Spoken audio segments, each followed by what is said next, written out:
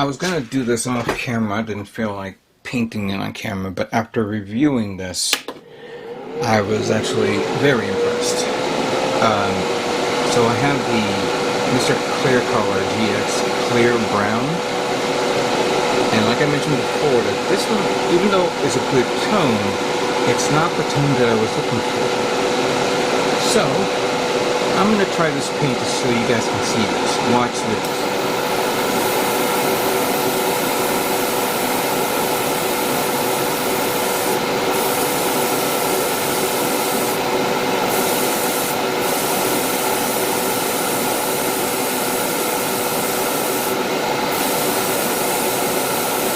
This was a 1:1 ratio of 1 part color, 1 part thinner. And I used a leveling thinner on this, not the Moto thinner.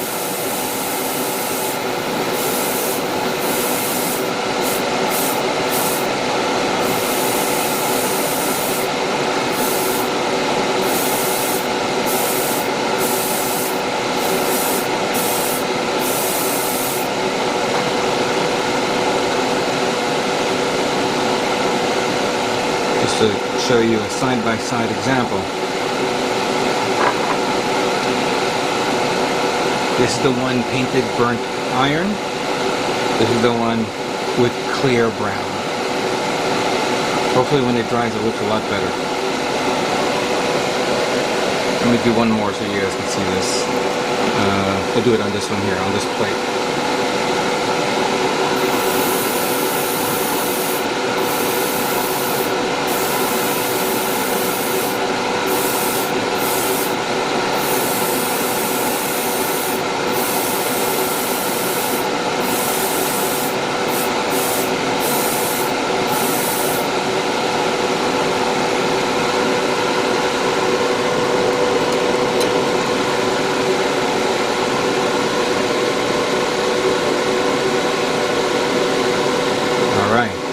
I'm going to let this dry.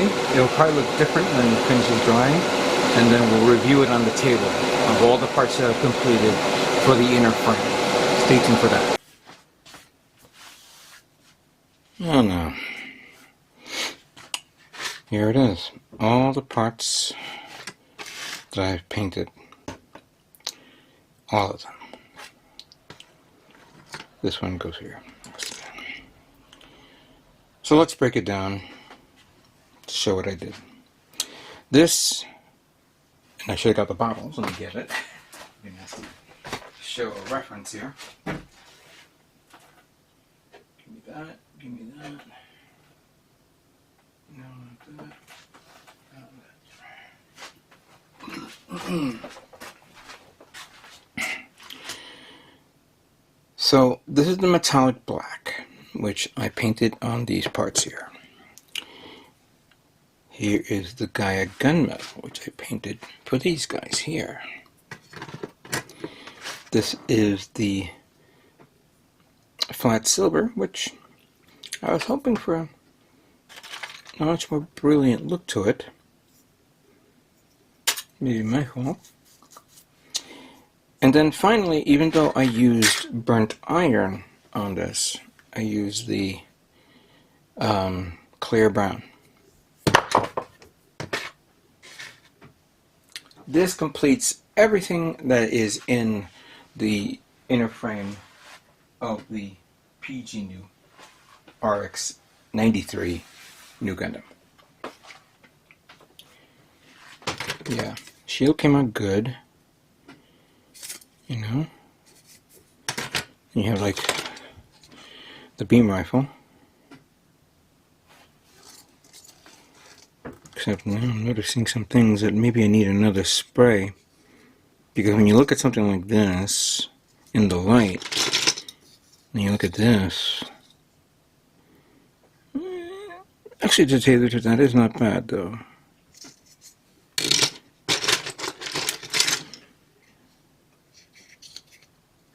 Yeah, because you could see the difference between like a plate like this, right? And then you have a plate like that. Two different tones right there. Then we have the silver. ish tone. Give me this one. Followed by the very, very beautiful brown tone. I'm glad that I was able to recover this. So all of it is done. All of it. And we're only 90% done, because now we're going to be moving on to the more brighter tone colors, more striking tone colors, more elaborate tone colors. This one is the inner frame, which of course, you know, we've already seen people build their versions of it, and they paint it and all that stuff. And there was an interesting question that somebody posted on Facebook. And I want to share this picture here. Do you still detail the inner frame of your kits despite knowing it won't be seen anyway? Well, yes. In my opinion, yes. Because if I don't do it, it doesn't feel like I did it. Because it is to me, I enjoyed the work that I put into. Yes, it's a lot of work for something that nobody's going to see. But maybe we'll see it. But yes, I do believe that you're not a true Gunpla model builder until you do that. Alright, so we're done with the inner frame. However, yes, there are the parts here that we need to work with. We need to work with the next layer of color parts. Because we know that we have to deal with the red. There's that green, this one right here. Which, I don't know, does that go inside the red part there? I'm not 100%. I don't know if it's actually something that you have a choice between one or the other. Let me go to the chest section here. So,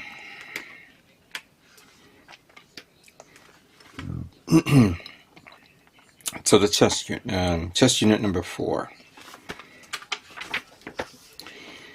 Alright, so we've already painted the chair.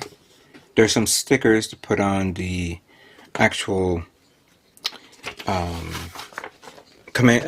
console. Then we have the XD2. And XD2 should be the green plated parts. So let me grab it here. I have it to the side.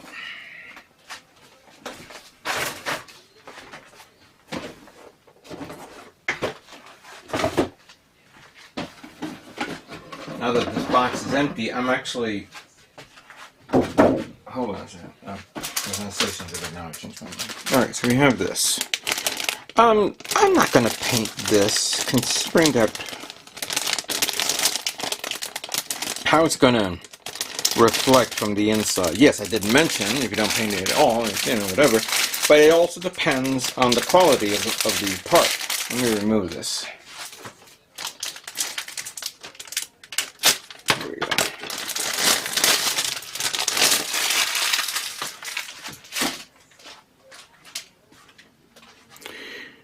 So this one's not bad.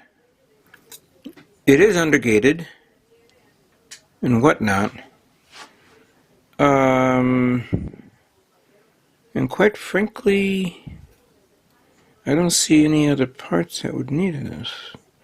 What is this for? The XD3. XD2 is this.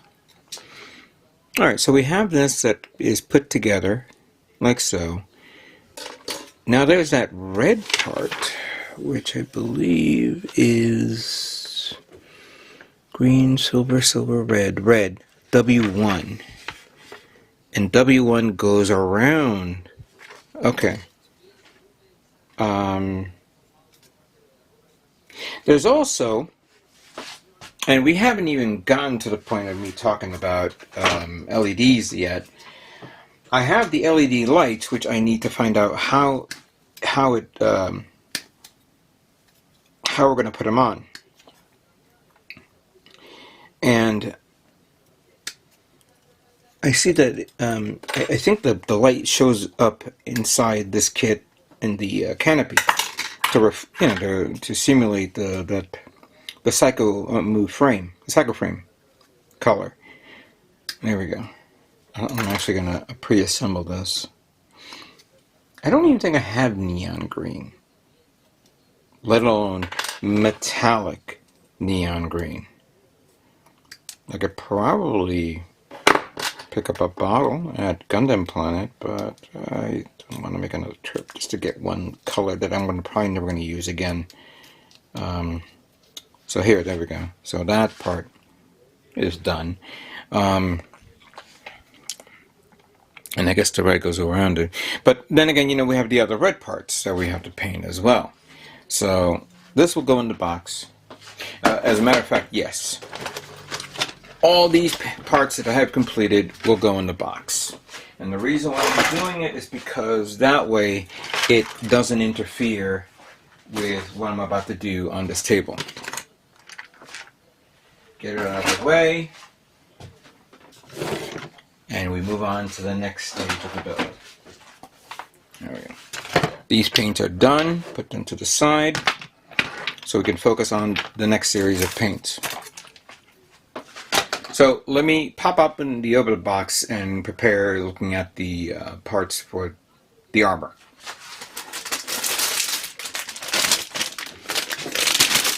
Okay.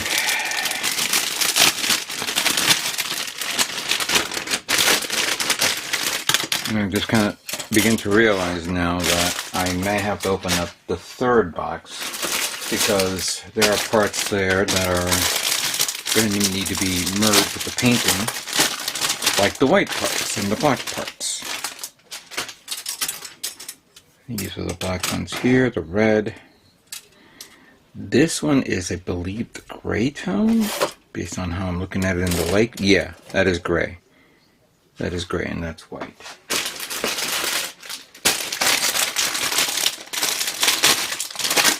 I want to inspect this properly because I know I'm going to be dealing with something that I'm going to talk about in a minute. These are the navy blue parts right here. This one is this navy blue or black? It is black. Well, that one is navy blue. Didn't think about that. That's the other plating there. Let me just take these out.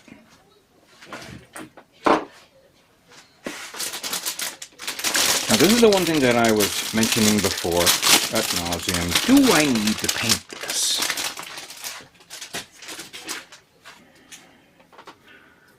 The gold.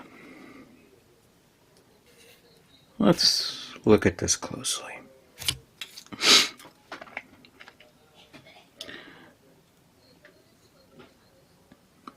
I'm going to have to say no, I'm not painting it. I could probably gloss coat it, you know, give it a nice little shine to it. But why am I not painting it? Because this is better than the standard plating that I've seen. Plus the fact that for me to strip the paint off this just to paint in another gold which is not shiny enough will probably defeat the purpose of all this. I mean, luckily it is undergated, except for I see some parts there that are not undergated.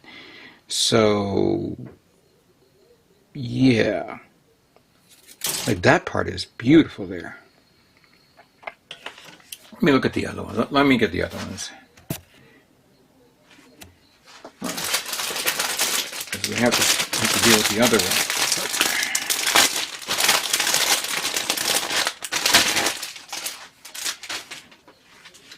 Okay, these are gray tones right there, both plates. Here are the other gold parts.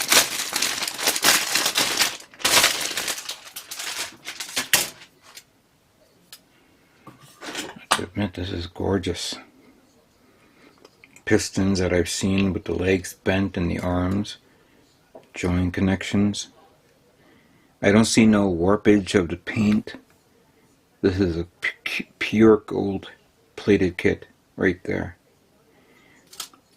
I don't know if anybody remembered the Master Grade EX Strike Freedom where I actually wiped off all that gold using the paint remover just so I can paint it again. And after reviewing this, I mean, I see this here. That could be where it's going to hurt me, because if these are not undergated right there. And by cutting that and then sanding it down, you're going to expose it. So now I'm kind of like on the fence. I think I'm going to have to paint it gold. But do I have gold? I think I do. I just haven't used it in a long time. Not to mention that there's another gold here that another plate of gold here. Hold on. That's different from this plate. This is the other gold plate. Oh my God, it's beautiful.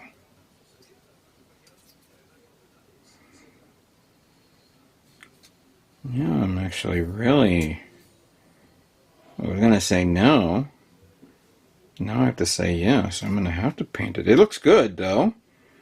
But by removing the nubs in certain areas as it's exposed, what guarantee that I'm not going to mess this up?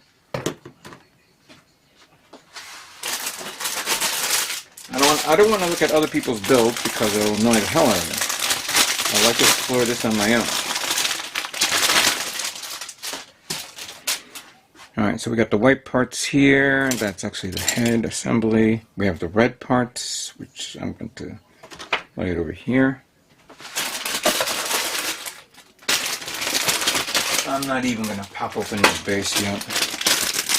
And that base is going to be a pain in the ass to paint because I need to now spray it outside with primer, with the can primer, not the jar primer.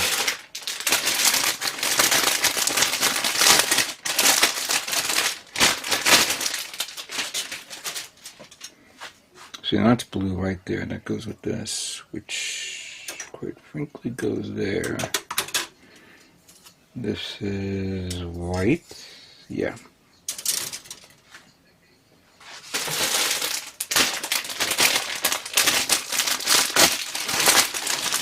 Oh my God, en nombre de Dios. I thought doing one box was crazy, now I gotta do another one. Black. Here are the fingers. Is the fingers black or blue? They look black. That and the fact that they're... Yeah, I'm now... Oh yeah, that's right. Okay, so that goes there. Fine. Stay there.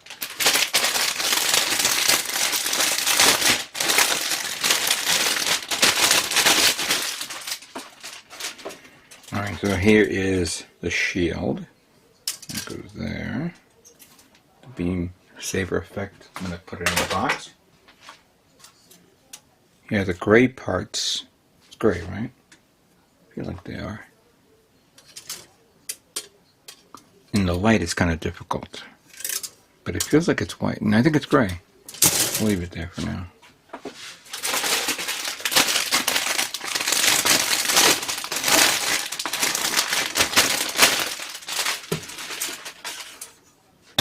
So here are the white parts for the bazooka and for the beam rifle weaponry. Here are the hands that go over the metallic that I just painted. So that goes there.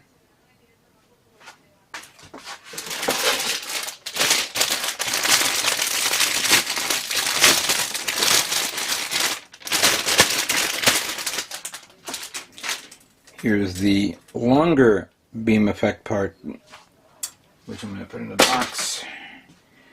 And then we have the multicolor ones here. The yellow, the white that goes there, the neon green, all the green parts, and then the clear yellow.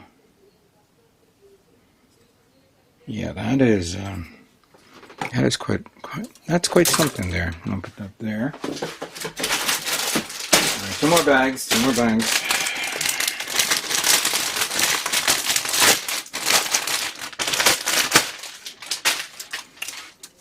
And we have the white plate for this. It goes there. And then, oh yeah, I do have to open it.